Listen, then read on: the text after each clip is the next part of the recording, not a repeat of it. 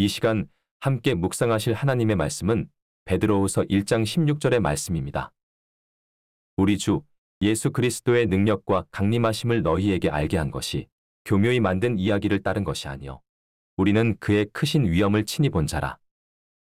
동서고금을 통해 사람들은 현실의 고달픈 삶을 달래기 위해 종종 신기루 같은 이상향을 만들어내었고 이를 통해 스스로를 위로하곤 하였습니다. 예를 들어 제주도에 있었던 이어도 전설 같은 것이 그렇습니다. 이어도는 제주도 남쪽의 마라도로부터 서남방으로 149km 떨어진 곳에 위치한 수심 4.6m 깊이에 위치한 암초로 평균 해수면보다 약 1m 낮은 곳에 위치하고 있습니다. 그러다가 파고가 10m 이상으로 높아지면 수면 위로 노출되기도 합니다. 그런데 이 이어도는 과거 고달픈 어부 생활을 하던 제주 사람들에게는 전설상의 이상향으로 전해져 내려왔습니다. 이어도에 대한 두 가지 전설이 있는데 첫 번째 전설은 이곳이 바다에 나갔다가 실종된 어부들이 가는 환상의 섬으로 이어도에 가면 풍요롭고 평화로운 삶을 살 수 있다는 믿음을 가지고 있었습니다. 이어도에 대한 두 번째 전설은 이곳은 신선들이 사는 섬으로 풍광이 너무나 아름답다고 생각되었으며 모두들 이어도에 대한 환상과 동경심을 품었습니다. 그래서 해녀들이 불렀던 제주도 민요에는 이어도사나라는 제목의 노래가 있는데 이 노래의 후렴구인 이어사나 이어도사나는 이어도의 가자라는 뜻입니다. 이 노래에는 제주인들의 고된 삶에 대한 애환과 그들이 꿈꾸었던 이상향인 이어도에 가고자 하는 마음을 담고 있습니다. 그런데 현실의 고달픔을 잊으며 미래에 대한 소망으로 품었던 환상적 이상향에 대한 갈망은 과거 신대륙으로 불렸던 미국에서도 일어났습니다. 1859년 4월 뉴욕의 밴드 가수였던 다니엘 에멧은 뉴욕의 메카닉스 홀에서 미국 전역을 휩쓰는 인기 만점의 노래를 발표하였습니다.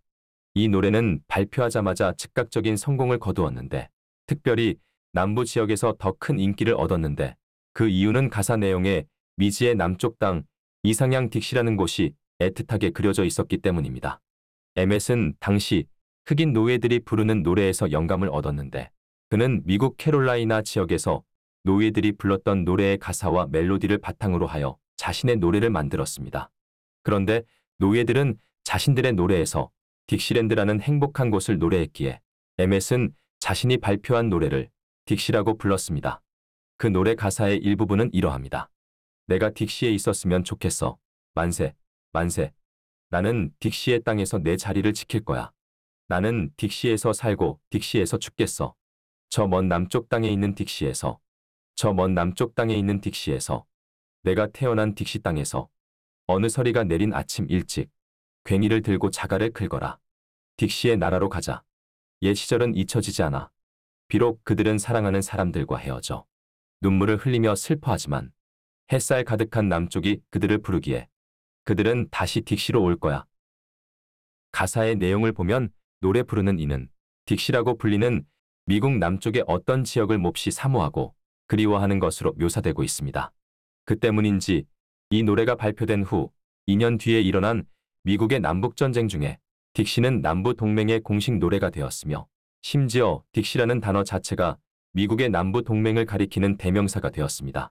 하지만 가수 에멧은 이러한 현상을 두고 당황해하며 말하기를 만약 남부 사람들이 내 노래를 어떤 용도로 쓸지 알았다면 내가 이 곡을 썼을 리가 없었을 것입니다. 라고 황당해하기도 하였습니다. 그런데 가수 에멧도 그리고 미국의 남부 동맹도 몰랐던 사실이 있습니다. 그것은 노예들이 그토록 그리워하며 노래했던 딕시랜드가 실제로는 남부에 있는 것이 아니라 뉴욕에 있었다는 사실입니다. 미국의 남부 동맹은 이러한 사실을 전혀 알지 못하고 다만 그 노래의 가사와 감동적인 멜로디에 매료되어 그 노래를 마치 자기들을 위한 주제곡처럼 여겼습니다. 딕시라는 노래의 실제 배경은 이러했습니다. 오래전 뉴욕 맨해튼에 살던 한 네덜란드 농부가 뉴욕 섬에서 담배를 재배하려고 하였습니다. 그런데 이 시기는 미국 북부에서도 노예제도가 폐지되기 전이었기 때문에 그는 아프리카에서 노예를 들여와 그들에게 농사일을 시켰는데 농장 경영은 실패로 돌아갔습니다.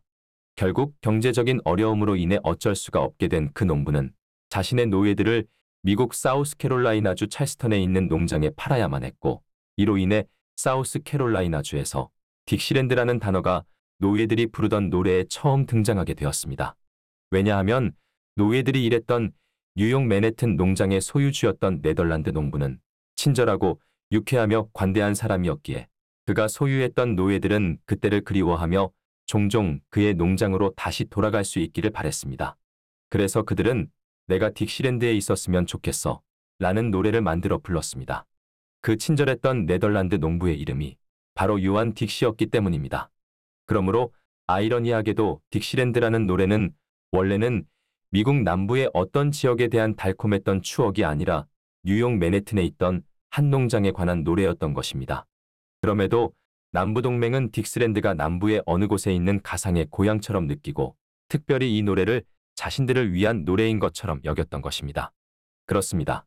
예로부터 사람들은 종종 현실의 괴로움을 잊고 스스로를 위로하고자 이상향을 만들고 이를 묘사하는 노래를 지어 부르고는 하였습니다. 하지만 실제로는 이러한 이상향은 존재하지 않는 허구의 세계이기에 그러한 곳을 사모하는 갈망 또한 모두 헛된 것으로 끝나고 맙니다. 그러나 하나님께서 약속하신 천국은 분명한 실제로서 확실히 존재합니다.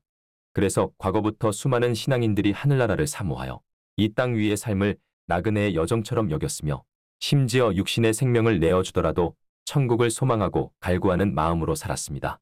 그런데 이처럼 예수님께서 약속하신 천국에 대해 오늘 본문에서 사도 베드로는 이는 지어낸 말이 아니고 자신이 직접 보고 들은 것이라고 하였습니다. 이후 베드로를 위시한 모든 사도들은 이 천국 복음을 전파하다가 요한 사도를 제외하고는 모두가 순교하였습니다. 누구라도 거짓을 위해 자신의 생명까지 버리지는 않습니다. 그러므로 그들의 삶 자체가 천국이 얼마나 분명한 사실인지를 웅변해주고 있습니다. 오늘도 예수님께서는 천국 문을 활짝 열고 모든 사람들을 초청하고 있습니다.